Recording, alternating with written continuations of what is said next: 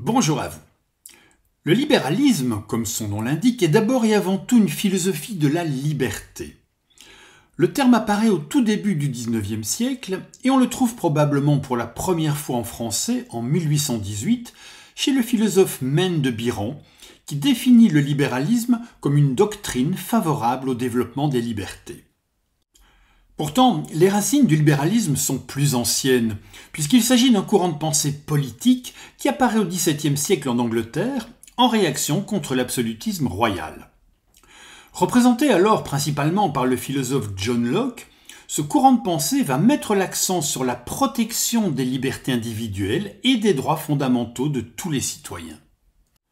Pour Locke, ces libertés et ces droits doivent être préservés à la fois de la violence de l'état de nature, mais aussi de la violence sociale et politique des gouvernements et des États.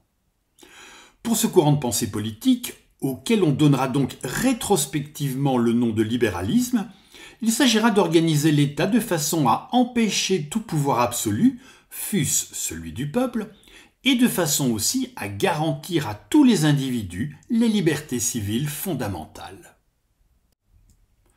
De façon générale, le libéralisme en tant que théorie politique peut se résumer en 3 points essentiels. D'abord, on considère que l'être humain naît libre, que chaque individu est le meilleur juge pour savoir ce qui lui convient et que chacun doit disposer de droits inaliénables. La liberté et les droits individuels deviennent ici des valeurs fondamentales. Parmi ces droits considérés comme essentiels, on peut citer par exemple les droits civils et politiques, la liberté de pensée, de religion et d'expression, ainsi que le droit à la propriété privée. Ensuite, on va insister sur le fait qu'une société libérale est un état de droit dans lequel les lois sont appliquées de façon égale pour tous. Il n'est plus question, par exemple, de considérer que certaines classes sociales puissent avoir des droits et des privilèges différents. Dans une société libérale, tous les individus sont des citoyens qui disposent des mêmes droits. Et dans cet état de droit, la liberté de chacun devra être protégée en limitant les pouvoirs de l'État, par exemple en les divisant, comme on le verra au siècle suivant chez Montesquieu. En préconisant ainsi une séparation entre le législatif, l'exécutif et le judiciaire, on limite en effet le pouvoir de chacun de ces organes. Enfin, le libéralisme politique considère que l'État ne doit soutenir aucune religion, qu'il doit rester neutre et qu'il doit encourager la tolérance envers les différentes croyances, valeurs et cultures au sein de la société. En bref, et tel qu'on le trouve au XVIIe siècle chez John Locke, le libéralisme politique classique cherche à promouvoir une société pluraliste dans laquelle les individus sont libres de poursuivre leurs intérêts personnels et dans laquelle les institutions protègent l'ensemble des libertés tout en garantissant l'égalité des droits pour tous les citoyens.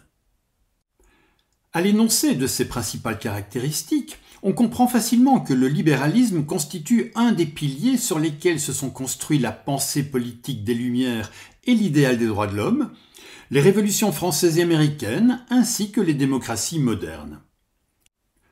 Aujourd'hui, les idées libérales sont toujours très influentes dans les pays démocratiques, même si l'usage politique du terme libéral reste pourtant assez ambigu, puisqu'aux États-Unis, le libéral se situe plutôt à gauche de l'échiquier politique, au Canada au centre-gauche, en Angleterre au centre, alors qu'en France et en Belgique, il se situe plutôt à droite. Mais le libéralisme n'est pas seulement une théorie politique. Au XVIIIe siècle, en effet, le philosophe écossais Adam Smith souscrit à la théorie libérale de John Locke selon laquelle il existe des droits individuels fondamentaux et inaliénables, et il va mettre l'accent sur le fait que le premier de ces droits est le droit qu'a chacun de poursuivre librement son meilleur intérêt. À partir de là, le libéralisme devient une théorie de la vie économique. Et c'est d'ailleurs surtout dans un sens économique que le terme libéralisme est utilisé aujourd'hui en français. Dès son apparition, qui concorde avec le début de la révolution industrielle en Angleterre, le libéralisme économique s'inscrit en effet en faveur de la liberté d'entreprendre, de produire et de faire du commerce. Il s'agit de promouvoir la liberté de travail, le libre-échange, la concurrence et la propriété privée. Il s'agit aussi de s'opposer à l'intervention du politique dans la vie économique et notamment s'opposer au protectionnisme de l'État qui, par le système des douanes par exemple, empêche les marchandises de circuler librement.